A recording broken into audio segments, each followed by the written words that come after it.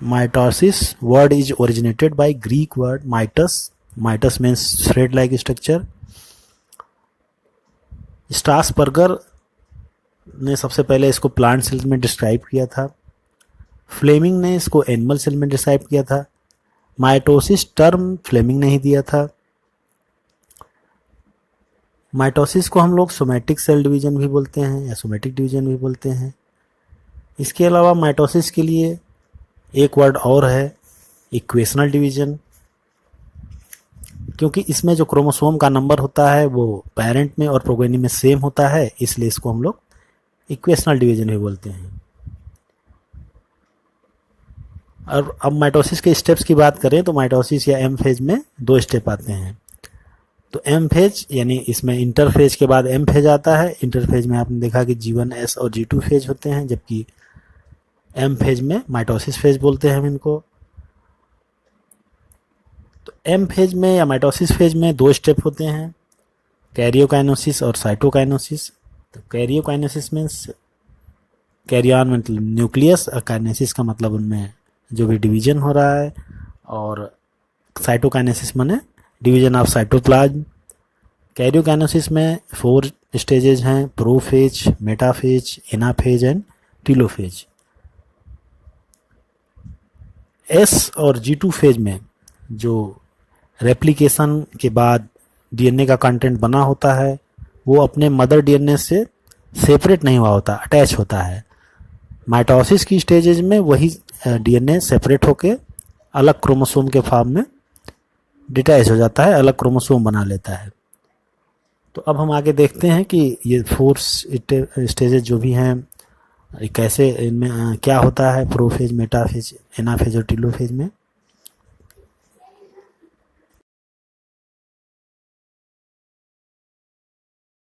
Mitosis की first phase prophase है।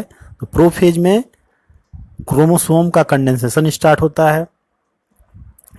Condensation start होने की वजह से वो अनटेंगल्ड हो जाते हैं, यानी कि अनवाइंड हो जाते हैं, अनट्विस्ट हो जाते हैं, और क्रोमेटिन का कंडेंसेशन होने की वजह से वो क्रोमोसोम के फॉर्म में दिखाई पड़ने लगते हैं। इसके साथ साथ हम यहाँ पे देख रहे हैं कि क्रोमोसोम अब पहले के मुकाबले, ये अर्ली प्रोफेज है, ये लेट प्रोफेज है, इसमें क्रोमोसोम उतने क्लियर नहीं दिखाई पड़े थे, मगर अब यहाँ पे क्रोमोसोम थोड़ा सा क्लियर दिखाई पड़ने लगते हैं। इसके बाद हम अगर सेंट्रोसोम की बात करें तो सेंट्रोसोम हम यहाँ पे देख रहे हैं कि सेंट्रोसोम जो पहले से ही डुप्लीकेटेड हैं, अब उसमें से दोनों सेंट्रोसोम जो हैं अलग हो जाते हैं। अलग होने के बाद वो अपोजिट पोल की तरफ मूव करना शुरू करते हैं। ये क्रोमोसोम जो डुप्लीकेटेड हैं पहले से, वो अब अपोजिट पोल की तरफ मूव करना स्टार्ट करते हैं। धीरे धीरे वो अपोजिट पोल पे पहुंच जाते हैं।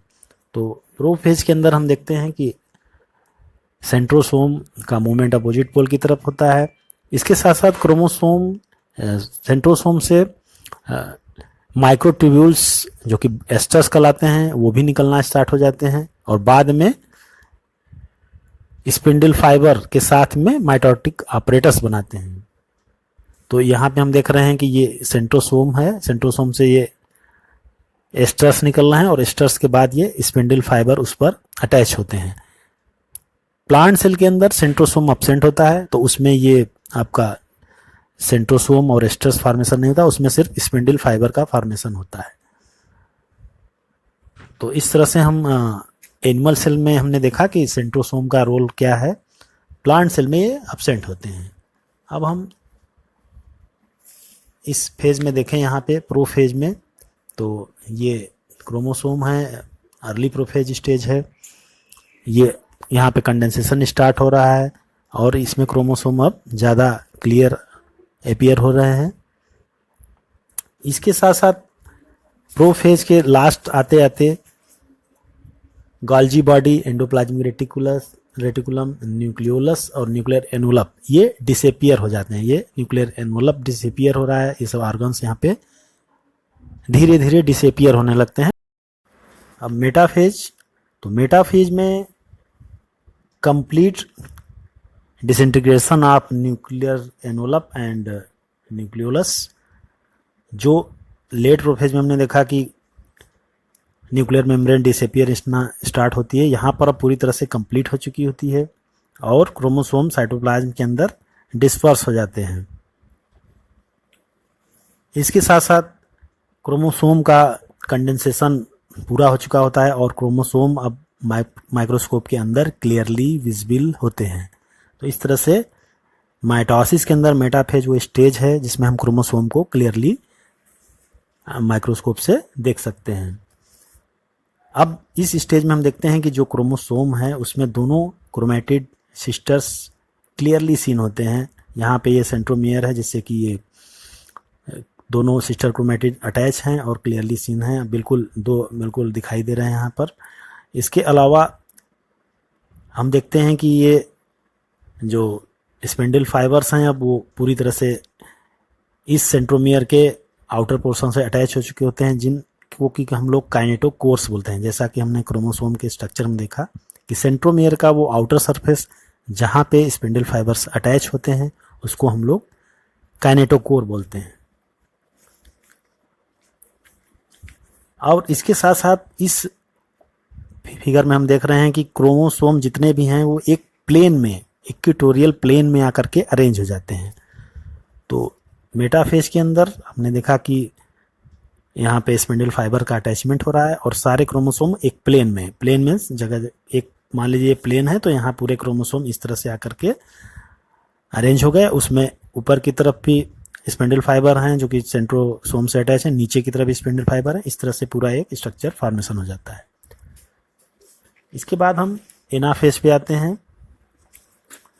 एनाफेज के अंदर अब क्रोमोसोम जो होते हैं वो जो सिस्टर क्रोमेटिड हैं ये आपस में अब सेपरेट होना स्टार्ट हो जाती हैं। इस फिगर में आप देखें तो यहाँ पे क्रोमेटिड सेपरेट होकर के अपोजिट पोल को मूव करने लगते हैं।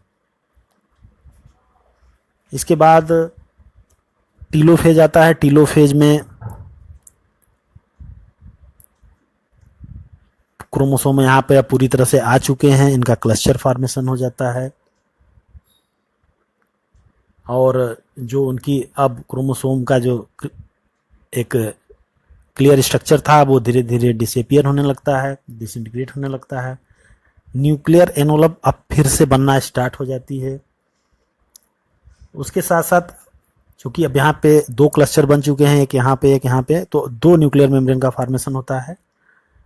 इसके साथ साथ न्यूक्लियर मेम्ब्रेन बनने के साथ साथ न्यूक्लियोलस का भी रीअपेयरेंस हो जाता है। गोल्जी कम्प्लेक्स, एंडोप्लाज्मिक रेटिकुलम, ये सब अब फिर से जो कि प्रोफेज में डिसइंटीग्रेट हो गए थे अब धीरे धीरे सब वो एपियर होना शुरू हो जाते हैं और इस फेज के ख़त्म होते होते वो सारे स्ट्रक्चर फिर से रीएपियर हो जाते हैं। तो इस तरह से हम देखते हैं कि ये माइटोसिस है। माइटोसिस में 4 फेजेज हैं। 4 फेज में सबसे पहला प्रोफेज, मेटाफेज, एनाफेज और टीलोफेज। तो ये अर्ली प्रोफेज है जब यहाँ पे स्टार्ट होता है कंडेंसेशन। ये लेट प्रोफेज है, यहाँ पे कंडेंसेशन हो चुका होता है, न्यूक्लियर मेम्ब्रेन डिसइंटीग्रेट होना शुरू होती है, न्यूक्लियोलस डिसअपियरेंस होता है। फिर मेटाफेज है। मेटाफेज में स्पिंडल फाइबर फॉर्मेशन होता है, अटैचमेंट होता है, फिर इक्वेटोरियल प्लेन पर आ जाते हैं वो।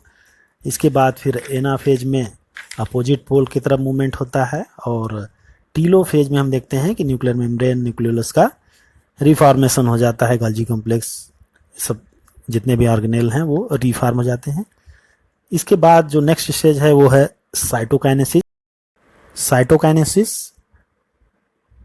टीलोफेज के बाद जबकि कैरियोकाइनेसिस कंप्लीट हो चुकी है, अब सेपरेशन ऑफ साइटोप्लाज्म होता है। एनिमल सेल के अंदर जो प्लाज्मा मेम्ब्रेन है इसमें एक फरो लाइक स्ट्रक्चर बनता है और वो अंदर की तरफ बढ़ता जाता है और इस तरह से वो एक साइटोप्लाज्म को 2 साइटोप्लाज्म में डिवाइड कर देता है। तो इस तरह का जो हम देखते हैं साइटोकाइनेसिस वो एनिमल सेल में होती है। प्लांट सेल की अगर हम बात करें तो प्लांट सेल में ये जो प्लाज्मा मेम्ब्रेन है वो अंदर की तरफ, उसमें फरो फॉर्मेशन नहीं होता है, उसमें बीच से एक सेल प्लेट का फॉर्मेशन होता है। वही सेल प्लेट बाद में मिडिल लैमेला में चेंज हो जाती है और उसकी दोनों तरफ प्लाज्मा मेम्ब्रेन और सेल वॉल का फॉर्मेशन हो जाता है। तो इस तरह से हम देखते हैं कि साइटोकाइनेसिस कैरियोकाइनेसिस के बाद होती है। और अगर किसी भी सेल में कैरियोकाइनेसिस तो हो रही है मगर साइटोकाइनेसिस नहीं होती है, तो फिर वो जो सेल का फॉर्मेशन होगा वो मल्टी न्यूक्लिएट स्टेज आ जाएगी, जिनको सिंसाइट्रियम भी बोलते हैं। तो ऐसा भी बहुत सारे प्लांट में देखा हमने। हम अभी आगे के क्लासेज में स्टडी करेंगे कि जो एंडोस्पर्म बनता है खास करके कोकोनट का, उस वो मल्टी न्यूक्लिएटेड होता है। अब हम आते हैं कि माइटोसिस की क्या सिग्निफिकेंस है। तो माइटोसिस की सिग्निफिकेंस की बात करें तो ये डिप्लॉयड सेल में होता है। इसमें जो सेल का फॉर्मेशन होता है वो आइडेंटिकल जेनेटिक होते हैं, मतलब जेनेटिकली वो आइडेंटिकल होते हैं, उसमें कोई भी चेंजिंग नहीं होती है। और कुछ लोअर प्लांट्स और कुछ सोशल इंसेक्ट की बात करें तो उनमें हेप्लॉइड सेल के अंदर भी माइटोसिस होती है। तो जनरली ये डिप्लॉयड सेल में होती है, लेकिन कुछ एक एनिमल्स यानी जैसे कि हनी बी वगैरह में हम देखते हैं, या कुछ लोअर प्लांट्स में, एल्गी वगैरह में, ये हेप्लॉइड सेल में माइटोसिस होती है। न्यूक्लियो साइटोप्लाज्मिक रेशियो भी इससे मेंटेन होता है, यानी कि जब सेल के अंदर साइटोप्लाज्म का रेशियो बढ़ने लगता है, न्यूक्लियस का रेशियो कम होता है, तो उस समय न्यूक्लियस भी डिवाइड होकर के जो एक न्यूक्लियस और साइटोप्लाज्म का रेशियो है उसको मेंटेन करता है। इसके अलावा बॉडी के अंदर हमारे मोस्टली पार्ट में माइटोसिस सेल डिवीजन ही होता है।